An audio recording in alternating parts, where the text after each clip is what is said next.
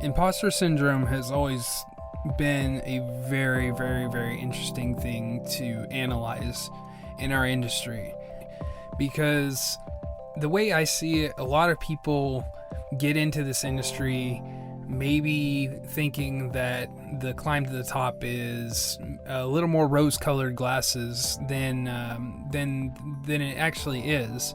And whenever you get into this with that kind of mentality and you starting seeing the I guess like the seedy underbelly in a lot of ways, the quote unquote seedy underbelly of what we actually do and how the industry actually is, I think you find out very quickly that a lot of people will put on this facade of success in a lot of ways, but you don't know it's a facade when you first meet them. And you know, you go to a trade event or something like that and people are acting a certain way. They're all excited, of course. I know I am whenever I go to trade events, because I get to see friends and I get to see new cool stuff and all that. But the people showing their games, especially, they have to keep this energy up that's representative of their experience in their game and the things they want to do with their game and the things they want to do with their career. If you look at something like AAA in an executive or somebody who works within AAA, they have to constantly keep up this representation of their company where everything is great, everything is wonderful all the time, and they have to keep that up because that's their job, that's their role, within what they do. A lot of like community managers I know have this ecstatic energy to them all the time. And you go to a trade show, it just never cuts off, like they're constantly there. But I've also been fortunate enough to make a lot of friends with people who also are very human in a lot of ways. When you just sit down at a bar or something after the event with them, they kind of hand their trust over to you when it comes to that kind of stuff, because you're seeing them in a normal day-to-day state at that point. The event's over, the floor's closed, let's bring it down a little bit and just chill, and you start to very quickly see this kind of facade come down and get into conversations with them whenever they're in that state.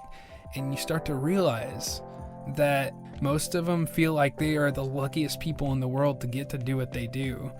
But they never project that to most people they interact with, especially on the floor. So it's something even AAA has, but kind of on a different scale. And when it comes to the indie stuff, indies kind of have it from the very beginning. We have this thing, from the start. If you're really a humble person, which you should be in this industry, because we're all very lucky to be here. But from the start, indies have it in this way where they know they're lucky and they exude that in every word and every act and everything they do. Really, it's fascinating to me because it's two different kinds of people who work in two different levels of this industry, but they all have the same thing and just project it in different ways. For me, imposter syndrome was always a part of my career. It's still a part of my career. I do not feel that, even with the body of work that I've built up, I do not feel that I deserve anything.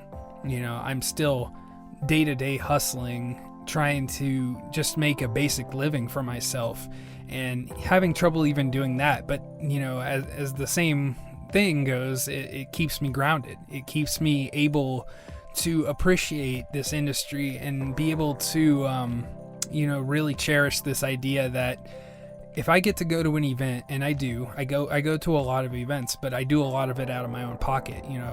Nobody really sends me to these events or anything like that to represent a company, but I get to go to a lot of events, and when I'm there, I'm just amazed. I don't feel like I belong there, but I try to take in the experience by making as many friends as possible, by meeting as many people as possible, and seeing as many things as I can.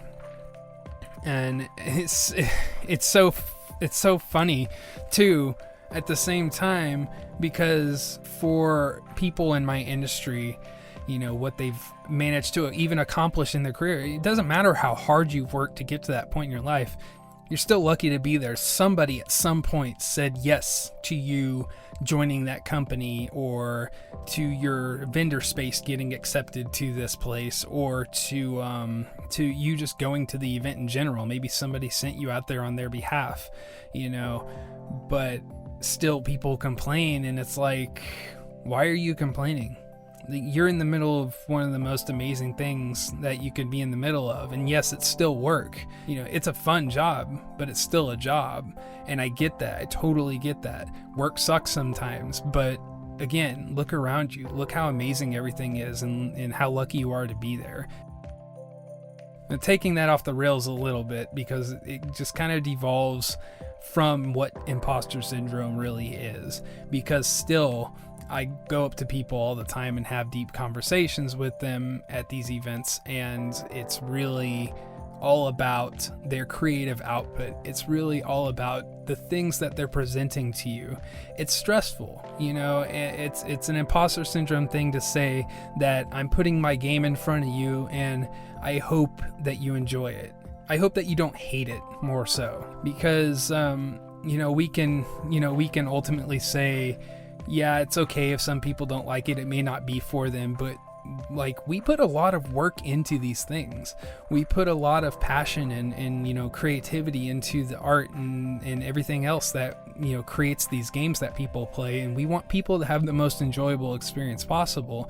So whenever they don't have that, it just brings us down. I know I've personally felt like I was a total failure in this industry, on the floor showing a game, and just everything was going wrong, and so you feel like somebody who doesn't belong there, and you just want to pack up and walk away. I've had that. I've packed up and walked away from events before because it was going so awry.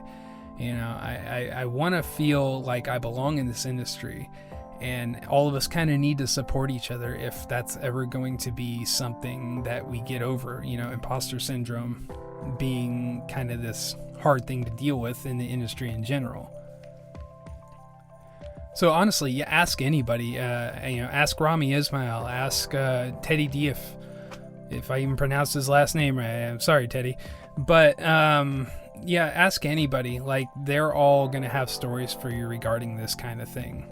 I think it's something we just definitely need to pay a lot more attention to, at least go there and try to encourage people to continue creating, even if the game they're making is not particularly for us. Maybe the game that somebody made is something, a genre I don't really enjoy too much, or something like that. It's not personal, of course, but it's just not something I enjoy as a player. But it doesn't remove that I should at least encourage people to continue creating, because I think that's definitely the most important overcoming of imposter syndrome, is to encourage people to keep creating, and also encourage people that they belong in this industry no matter what they're creating and what they're doing. People belong in this industry, and we should all kind of help each other understand that a lot more.